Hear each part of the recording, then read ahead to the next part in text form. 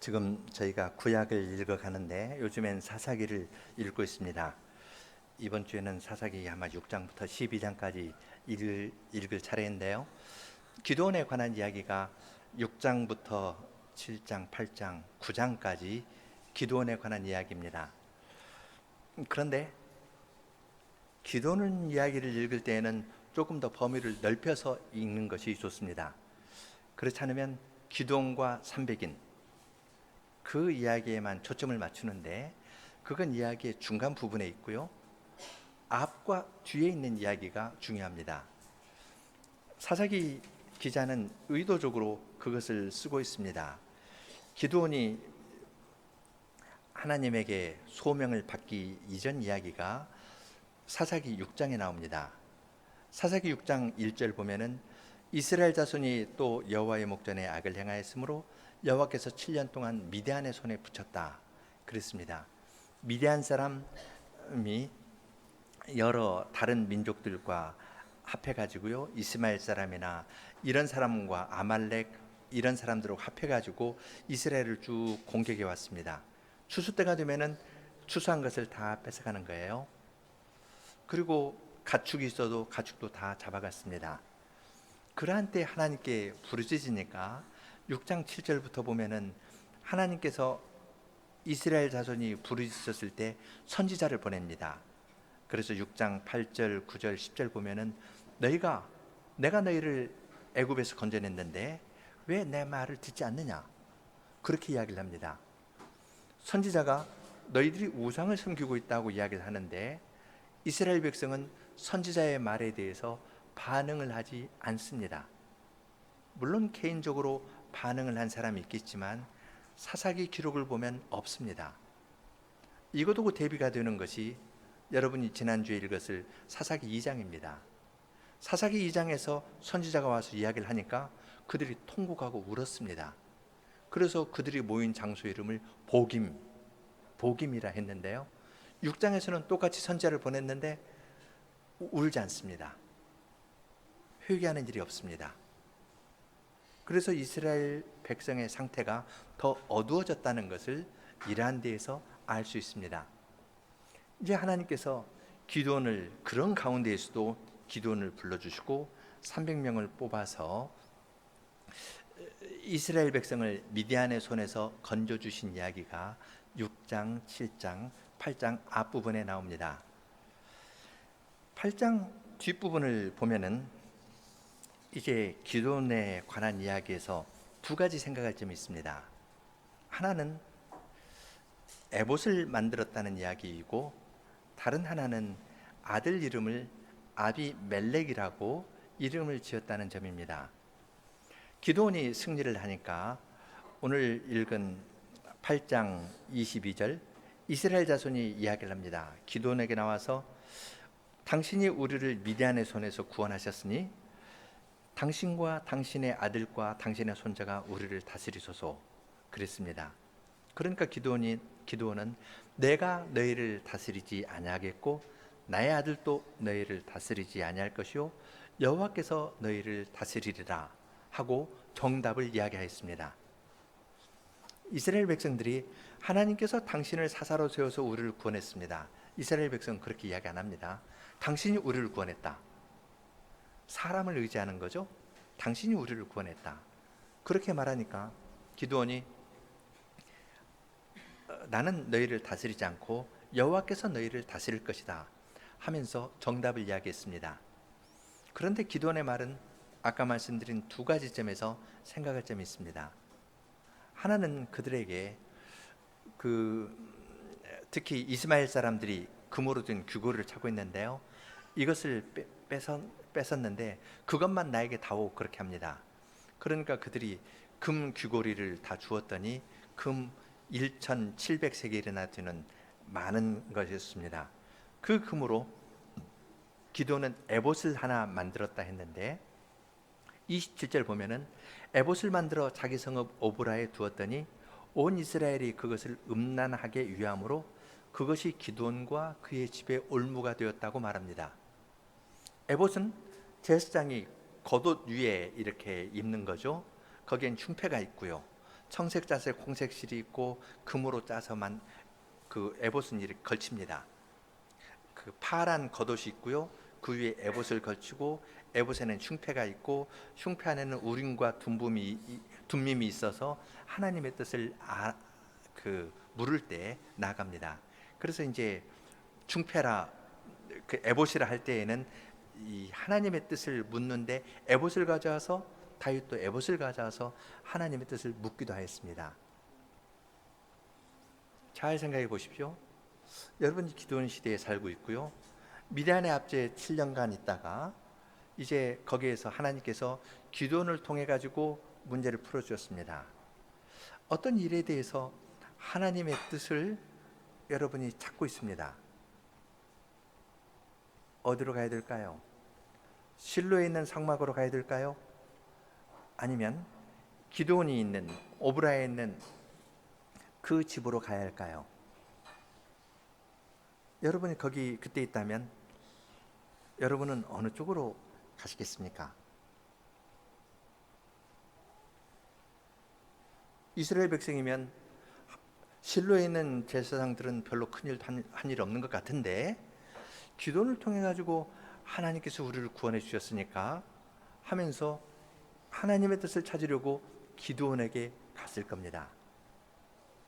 거기에 대한 사사기의 기자의 평가는 엄중합니다. 이스라엘 백성이 음란하듯 그 에봇을 섬겼다고 이야기합니다. 그것을 음란하게 유함으로 그것이 기드온과 그의 집의 올무가 되었다고 이야기합니다. 기드온이 잘한 것이 있고요. 하나님께서 그를 들어 쓰신 거가 있는데 그것 때문에 에봇 만들어서 살짝 하면서 이건 우상 숭배하는 대로 떨어진 겁니다. 기드온을 통해 우리를 구원하신 하나님께 부르셨겠지만 오브라에서 보이는 그 모임은 우상 숭배하는 이 계명을 여호와 이름을 부르지만 어떤 상을 만들고 섬기는 것이니까 이 계명을 어기는 곳이 되었습니다.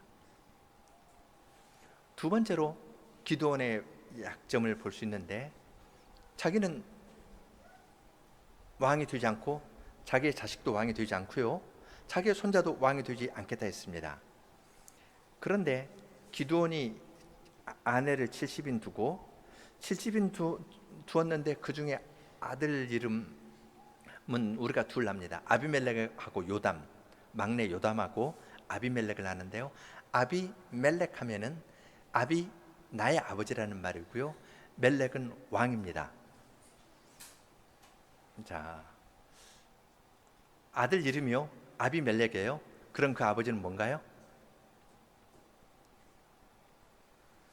나의 아버지는 왕이라는 이름을 가진 것이 아들이에요. 그럼 기드온은 뭐죠? 왕입니다.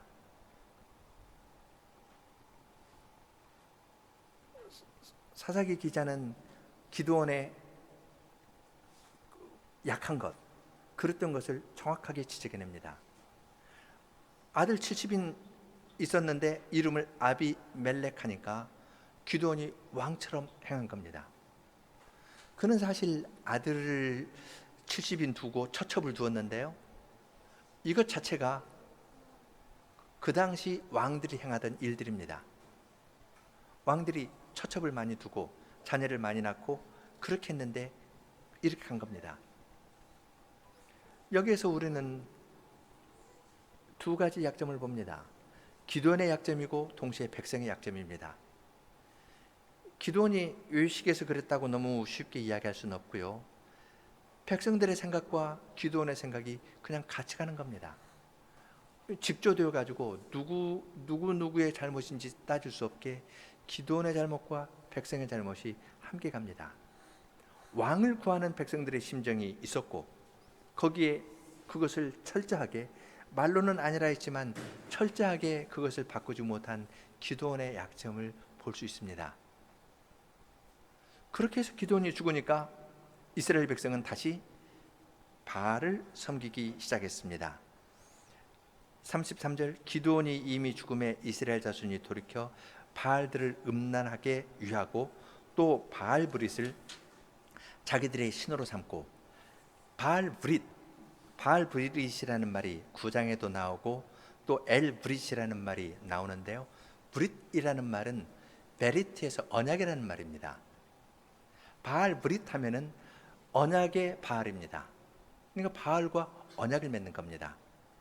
우리는 언약하면은 하나님과 그의 백성과 맺은 언약만 생각하는데 그 당시 고대 근동에서는 언약을 맺는 일들이 자주 있었습니다. 이 사람들이요, 기도원을 통해서 하나님께서 구원해 주셨다고 했는데 그 다음에는 즉시 바알하고 언약을 맺었습니다. 그래서 바알 브릿, 언약의 바알 하면서 바알을 섬기고 나간 겁니다. 이미 기도원 때 이 계명을 어기더니 기도원이 죽자마자 바알과 언약을 맺으면서 1계명을 어깁니다. 하늘에 계신 하나님께서 어떻게 보실까요? 하나님께서는 이스라엘과 언약을 맺으셨습니다. 나는 너희의 하나님이 되고 너희는 내 백성이 된다. 언약을 맺었는데요, 이걸 깨뜨리고 바알하고 언약을 맺는 겁니다. 바알을 섬겼기 때문에 미디안에게 넘겨주어서 7년간 고생하게 했는데 기도원 때 기도원을 통해서 구원해 주셨죠. 기도원이 죽자마자 또다시 바알을 섬기는 대로 넘어갔습니다.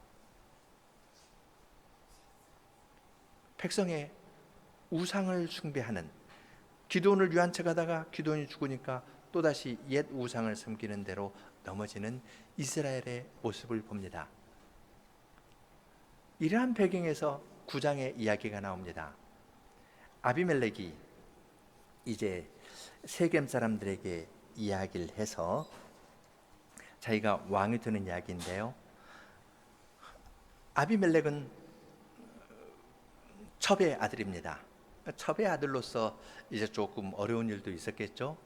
아버지가 죽으니까 세겜 사람에 가서 이야기를 합니다. 나는 너의 형제라. 기드온의 아들 70명이 다 왕이 되는 것이 좋겠냐? 그래서 70명의 지배를 받는 것이 좋냐? 아니면 한 명 지배를 받는 것이 좋냐? 그리고 나는 너 형제다. 그렇게 이야기합니다. 그리고 이것을 세겜 사람들에게 전파하라고 합니다. 그 세겜에 전파하니까 사람들은 아비멜렉, 그는 우리의 형제라. 우리 하면서 싹 사람을 모으는 겁니다. 우리 형제라. 그리고 그 일을 위해서 바알브릿의 신전에서 언약의 바알이라는 거죠. 바알과 언약을 맺고 그들 거기에 이제 제사도 하고 헌금도 하고 한 겁니다. 거기에서 은 70개를 꺼내 가지고 깡패들을 사서 사람들을 모아 가지고 기드온의 아들 70명을 전부 한 바위에서 쳐서 죽였습니다. 그리고 아비멜렉이 왕이 된 겁니다.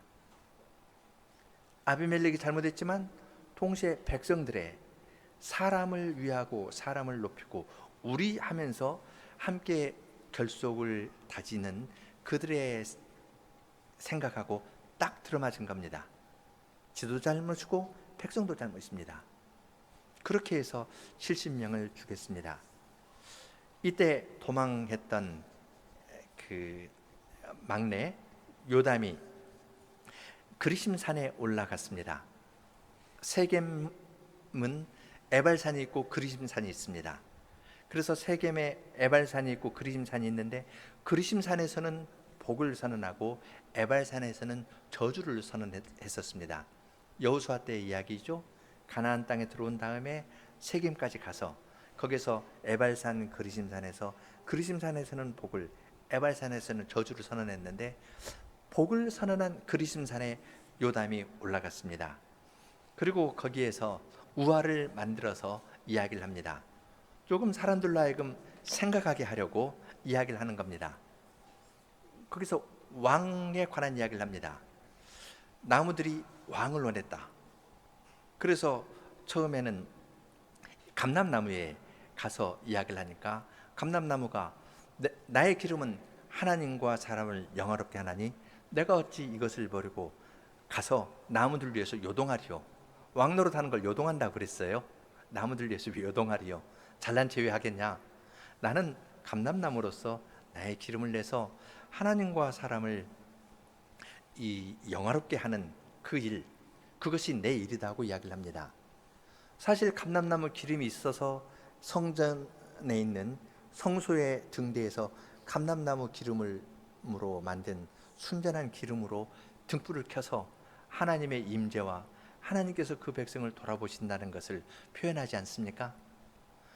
성소에서 그렇게 봉사하는 것이 나의 일인데 내가 어찌 이것을 버리고 나무들 위해서 우쭐대고 왕노릇하겠냐?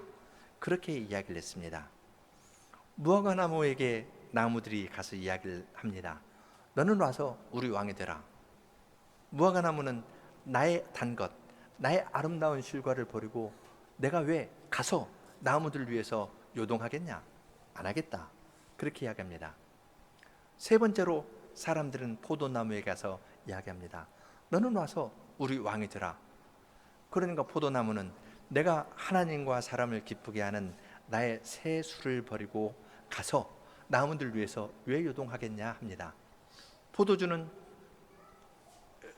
이 제사를 드릴 때 거기에 함께 따라 부으면서 전제로 드리면서 하나님께 드리는 겁니다.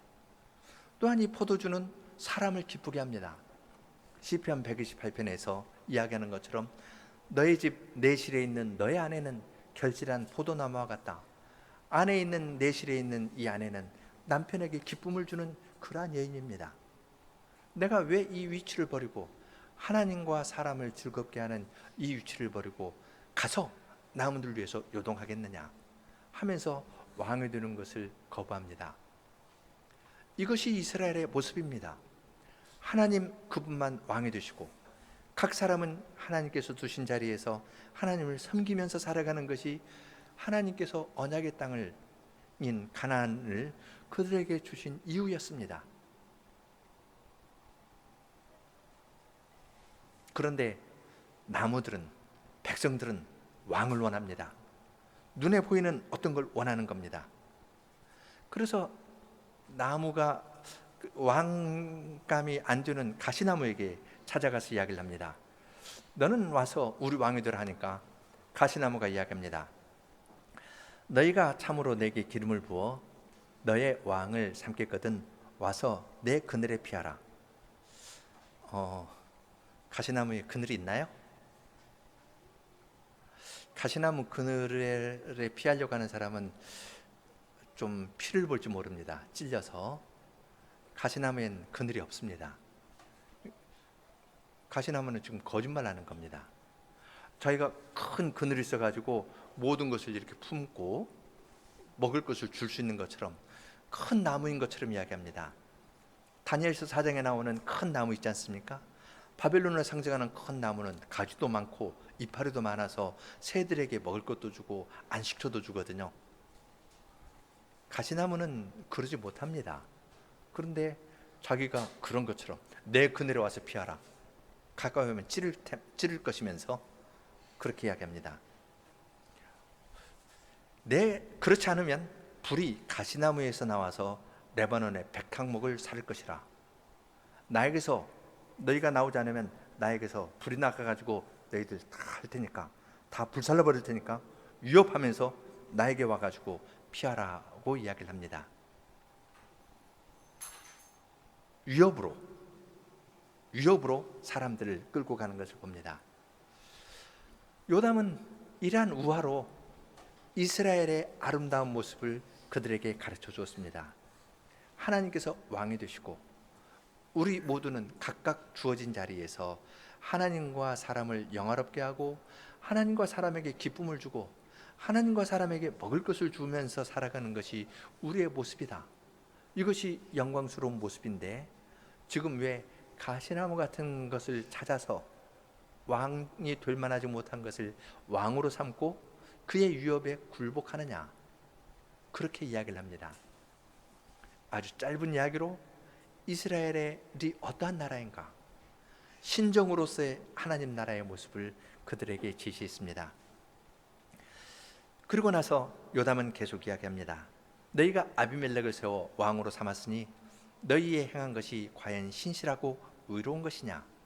이것이 여룻바알과 그 집을 선대한 것이냐? 여룻바알은 자기 아버지 기드온을 이야기한 거죠. 기드온이 소명을 받았을 때 먼저 바알단을 회파하고 아세라 목상을 찍어가지고 소를 번제로 삼아서 드리지 않았습니까? 그러니까 사람들이 와서 기드온을 내놔라, 우리가 죽이겠다니까. 그 아버지 와서가 바알이 만일 신이거든 스스로 쟁병케 하라. 그래서 여룻바알이라는 별명을 기드온이 얻었습니다. 너희가 여룻바알, 지금 바알과 싸우는 거거든요. 이스라엘 백성이 끊임없이 바알을 섬기는데 바알의 헛된 것을 하나님께서는 기드온을 부르실 때 그걸 처음에 지적해내셨습니다. 그리고 헛된 걸 사람들이 다 알 수 있게, 여룻바알이다, 바알이 스스로 자기 옳은 걸 입증하도록 해봐라. 바알은 우상이기 때문에 그런 걸 못합니다.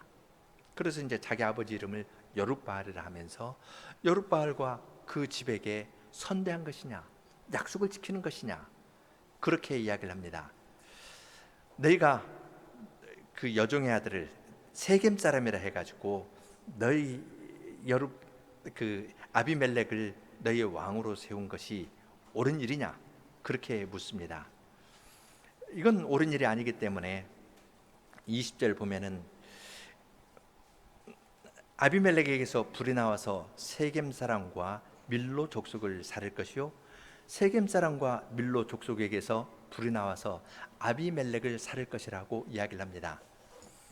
이것은 아까 이야기한 그 우화에서요, 가시나무가 나에게서 불이 나와가지고 너희 다 살릴 것이다 했는데, 과연 그 말대로 아비멜렉에서 불이 나와가지고 세겜 사람과 밀로 족속을 다 살릴 것이고, 또한 밀로 족속과 세겜 사람들이 아비멜렉을 죽일 것이다. 우상을 섬기는 너희는 서로 싸울 것이다, 서로 죽일 것이다, 그렇게 이야기를 하였습니다. 9장 뒷부분은 그것이 이루어지는 겁니다. 이제 요담이 그 이야기를 하고 숨었는데 22절부터 보면은 3년쯤 지났습니다. 아비멜렉이 이스라엘을 다스린 지 3년쯤 지났습니다. 그때 하나님께서 아비멜렉과 세겜 사람 사이에 악한 신을 보내니까 세겜 사람이 아비멜렉을 배반하였습니다. 배반할 때 앞장섰던 사람은 가알이라는 사람입니다. 가알이라는 사람이 연회의 자리에서 술에 한 잔 들어가니까 자기 속마음을 표현한 듯합니다.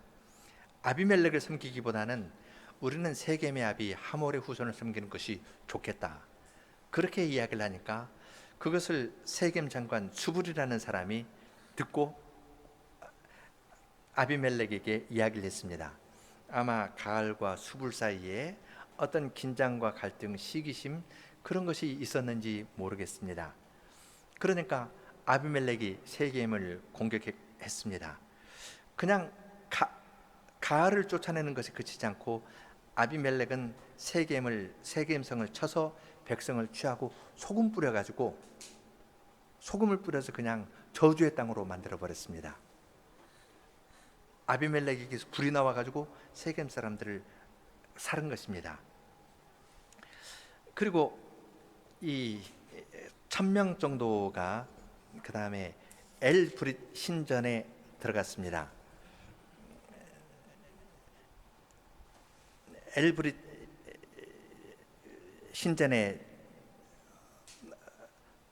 들어갔는데 그 46절에 보면은 세겜 망대의 사람들이 이를 듣고 엘브릿 신당의 보장으로 들어갔다니 했는데, 엘브릿이라는 말도 바알브릿 그랬죠? 엘브릿, 그러니까 브릿은 버리트라는 말로 언약이라는 말입니다.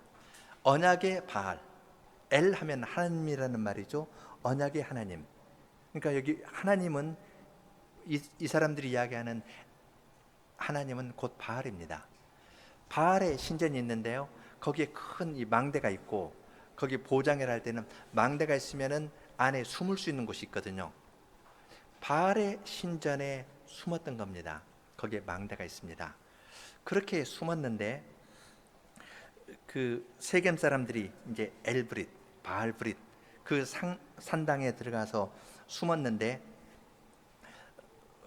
거기에 그 사람들을 위해서, 그 사람들을 죽이려고 그 불을 놔서 불태워 죽였습니다. 그야말로 문자 그대로 가시나무에서 불이 나와가지고 살은 다 했는데, 엘브릿 신전에 숨은 사람들을 아비멜렉은 불을 놓아가지고 거기에 있는 사람들을 다 죽여버렸습니다. 아주 잔인하죠? 처음에는 세겜은 나는 세겜 사람이다, 우리 하면서 함께 가다가 그 중에 그 사람들이 가알의 말을 듣고 배반했다는 말을 들으니까 이제 다 죽이되 정말 불로 태워서 죽여버립니다. 항복하겠냐 하지 않겠냐 이걸 물어보지도 않고 그냥 싸그리 죽여버리는 겁니다.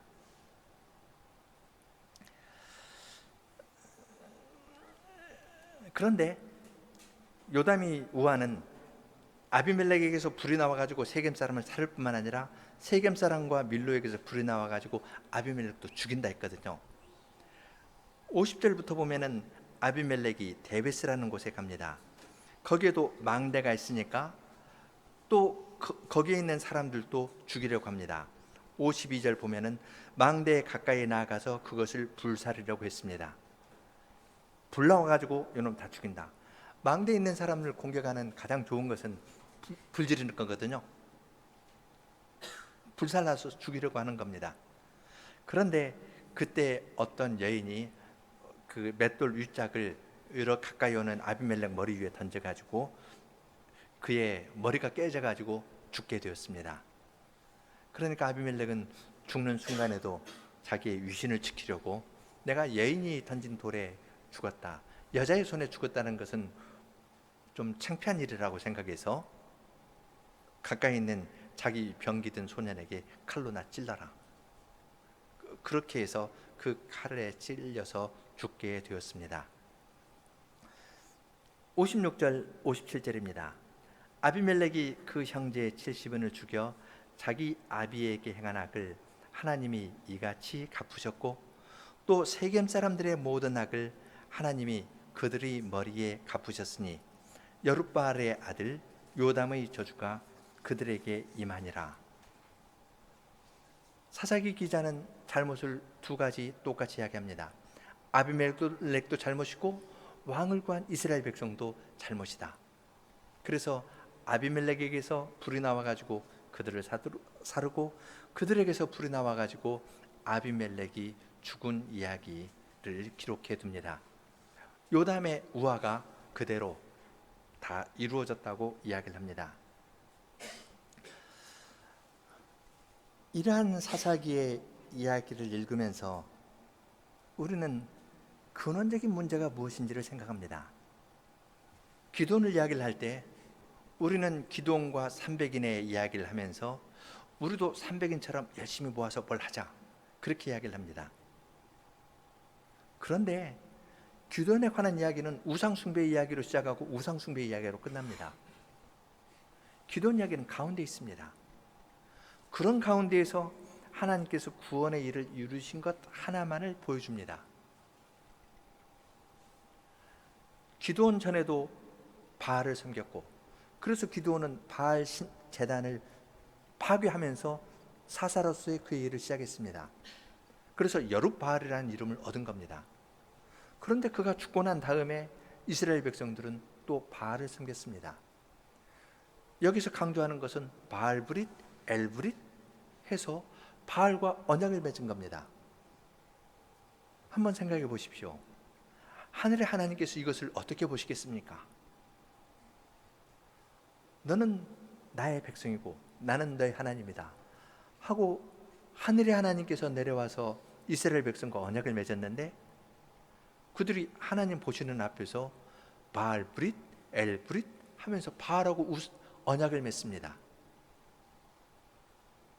어떤 남자가 하고 여자하고 혼인해서 있는데 남편 보는 데에서 이 여자가 다른 남자하고 새로 언약을 맺거나 여자가 보고 있는데 남자가 다른 여인하고 혼인해서 사역을 맺으면 어떻게 했습니까? 그런 것과 똑같이 이들은 언약을 바알과 맺었습니다. 하나님을 이렇게 버린 겁니다. 하나님의 목전에서 악을 행하였습니다.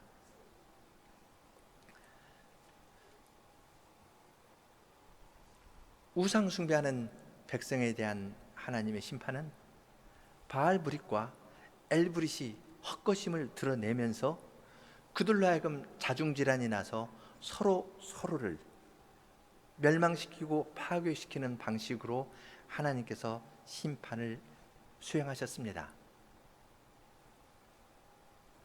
아비멜렉에게서 불이 나와서 세겜과 밀로 사람을 자르고 세겜과 밀로 사람에게서 불이 나와서 그들을 아비멜렉을 죽이도록 했습니다. 이것이 하나님을 떠나서 우상을 섬기는 사람들의 종말입니다. 하늘에 계신 하나님을 믿으면, 그리고 그분의 말씀을 순종하면 그 안에서 우리는 하나가 됩니다. 하나가 되지만 하나님을 떠나서 자기의 이익을 위해서, 자기의 행복을 위해서 우상을 만들고 섬겨 나가면 나뉘게 됩니다. 하나님께서는 이러한 방식으로 우상의 문제를, 우상에 대한 심판을 선언해 나가십니다. 사사기 시대에서 이 문제를 보는 관점은 언약의 관점입니다. 바알브릿, 엘브릿에서 우상과 언약을 맺느냐, 아니면 하나님과 언약을 맺고 그것에 신실하느냐. 문제는 저 사람과 나와 사람 사이에 문제가 있을 때 문제의 원인은 사람과 사람의 관계보다 더 깊은 데 있습니다. 우상 숭배의 문제가 있습니다. 문제의 원인이 훨씬 더 깊은 것에 있다는 것을 깨닫게 될 때 우리는 요담의 우화에서 지혜를 얻고 하나님께 구하면서 두신 그 자리에서 우리의 일을 잘 수행해야 합니다. 겉에 나타난 몇 가지 비판하는 것으로 바뀔 수 있는 건 별로 없습니다. 사사기는 문제의 원인이 훨씬 더 깊은 데 있다고 이야기합니다. 기드온이 승리했습니다. 그런데 그 승리가 결국 어떻게 사용됐나요? 이계명 어기는 대로 사용되지 않았습니까? 좋은 것이 우상 숭배하는 대로 살짝 사용되는 겁니다. 이것이 근원적인 문제입니다.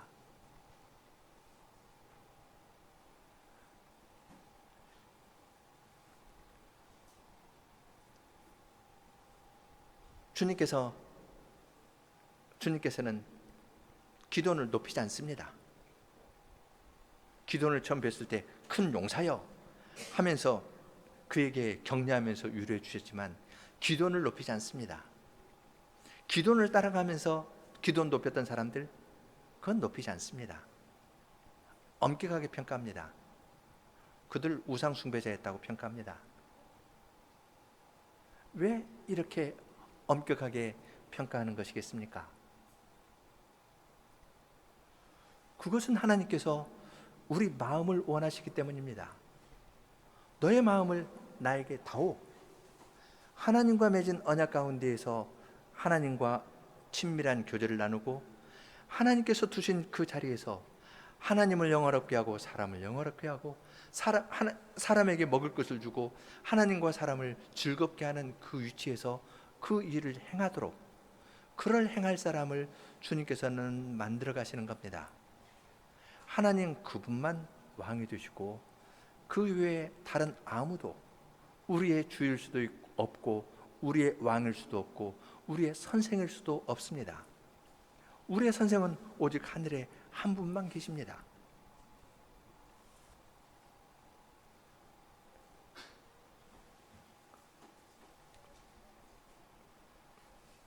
주님께서는 구약교회의 이런 형편을 있는 그대로 우리 앞에 제시합니다. 지도자도 잘못이고 백성도 잘못이고, 그가 살아있을 때는 좀 태평하다가 죽으니까 금방 바알브릿해서 바알과 언약을 맺고 저쪽으로 가버립니다. 그리고 우리 세겜 사람 하니까 싹 쏠려가지고 70명 죽여도 눈 끄덕 안 하고 그냥 갑니다. 그러다 좀 실증나니까 또 반역하고 서로 싸우고, 이것이 구약교회의 모습입니다. 이것을 있는 그대로 기록해 두는 것은 그러한 현실을 우리들에게 보여주시면서 그 가운데에서 구원하시는 하나님의 일을 우리들에게 보여주시기 위함입니다. 그때 이스라엘의 왕이 없으므로 사람이 각기 자기 소견에 옳은 대로 행하였다. 이것이 사사기의 결론입니다. 구약교회가 그랬다면 신약교회는 조금 다를까요? 해 아래 새 것 없습니다. 똑같습니다. 기도원의 잘한 점이 우상 숭배하는 데 사용된 예는 우리에게서 멀리 있는 이야기가 아닙니다. 하나님께서 나에게 긍휼을 베풀어 주셔서 내가 어느 순간 잘한 거가 있는데 이것이 나를 높이는 데 사용되지 않습니까? 하나님께서 교회 전체에게 은혜를 주셔서 교회의 아름다운 모습을 드러낸 거가 있는데 이것을 교회 정체성으로 이야기를 하고 강조하면서 우상 숭배적인 대로 살짝 사람의 관심이 하나님보다도 다른 것으로 향하도록 해서 이 계명을 어기는 일이 우리에게도 있지 않습니까? 이것이 우리의 현실입니다. 우리 마음이 그렇고 우리가 그렇고 지도자가 그렇고 지도자 잘못이고 백성도 잘못이고 다 그렇습니다. 주님께서는 이러한 가운데에서도 기도원을 통하여 하나님 나라의 어떤 면을 보여주셨습니다. 300명의 작은 숫자를 통해서 주님께서 이루시는 구원의 일을 이 세상에 보이셨습니다. 그리고 하나님의 백성들로 하여금 문제의 뿌리 깊음을 보고 주님을 의지하고 우상을 마음에서부터 버리고 하나님만을 사랑하면서 나아가라고 우리에게 가르쳐 주십니다. 다른 사람들이 뭐라 하든 우상을 섬기는 사람은 반드시 분열되고 하나님의 심판 가운데에서 서로 싸우면서 흩어집니다. 그들과 싸우는 것이 아니라 하나님을 진정으로 사랑하는데 내 마음을 들이면서 주님께서 두신 그 자리에서 복이 되고 주님의 영광을 나타내면서 사는 그러한 백성을 만들어 가시려고 주님께서는 이러한 역사를 기록해 두셨습니다.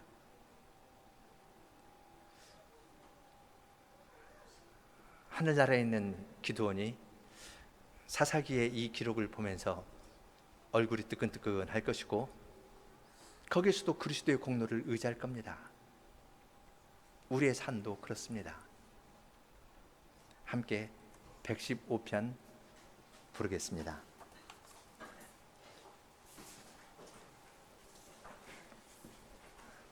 2절 함께하고 3절 여성, 4절 남성 간주하고 5절 하겠습니다.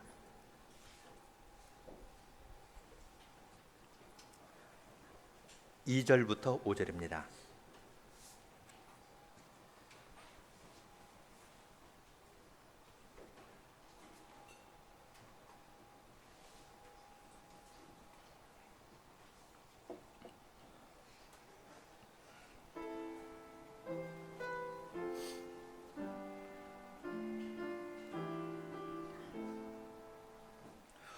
우리 하나님 하늘께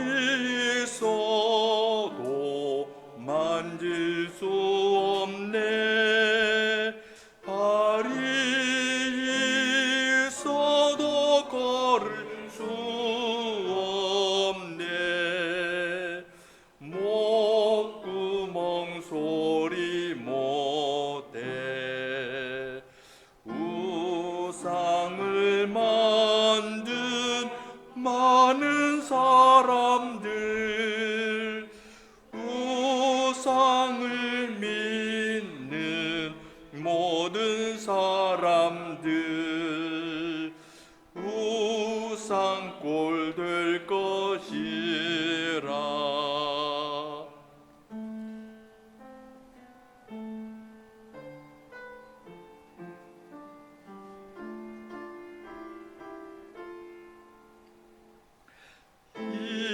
이스라엘아, 주님 믿어라.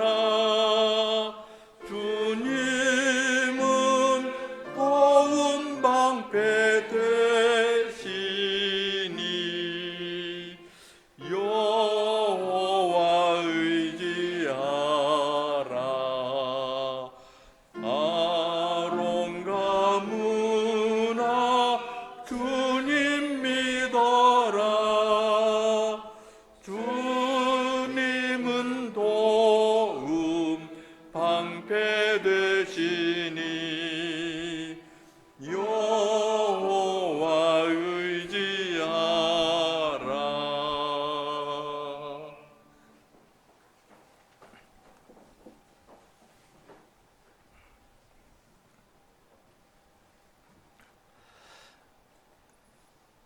하늘에 계신 하나님 아버지, 주님께서는 사람을 지으실 때 하나님의 형상으로 지으시고 저희를 통하여 하나님 아버지의 지혜와 능력과 사랑을 온 땅에 나타내기를 기뻐하셨습니다. 저희가 하나님과 거룩한 교제 가운데에서 하나님의 어떠하심을 나타낼 때에 가장 사람답게 될 것이고 능력 있고 아름답게 될 것이지만, 마음에 하나님 두기를 싫어하여 자기 일을 위하여 우상을 만들기도 하고 또한 자기 행복을 위하여 다른 신들을 섬기는 일이 저희에게 늘 있습니다. 매일 해가 뜨듯 매일 주님께서 말씀으로 가르쳐 주시고 저희에게 빛을 비춰주지 아니하시면 저희들은 주님께서 주셨던 좋은 은혜의 결과들을 가지고도 자기를 위한 우상으로 만들어서 사는 그러한 데에서 벗어날 수가 없습니다. 깊은 절망 가운데 들어가게 되지만 주님께서는 저희의 있는 현실을 있는 그대로 보여주시면서 그것을 버리고 나아갈 새로운 길을 사랑하시는 아드님을 통해 열어주셨습니다. 이러한 복음의 말씀을 저희들이 듣고 저희 자신을 늘 돌이키면서 살게 하여 주시옵소서. 주님 한 분만 왕이 되시고 저희를 다스리시며 저희의 마음을 주님께 다 드리고 살아나가면 주님께서는 어떤 사람은 포도나무처럼, 어떤 사람은 감람나무처럼, 어떤 사람은 무화과나무처럼 주님의 나라에서 영광스럽게 사용하실 줄을 아오니 저희들이 모두 마음으로 하나님을 사랑하고 하나님께서 두신 자리에서 열매를 맺어서 하나님과 사람에게 즐거움과 기쁨을 주는 사람들이 다 되도록 저희를 인도하여 주시옵소서. 저희 안에 있는 우상 숭배적인 요소들을 주님께서 주님의 말씀으로 다 제거하여 주시기를 구합니다. 예수님 이름으로 기도합니다. 아멘.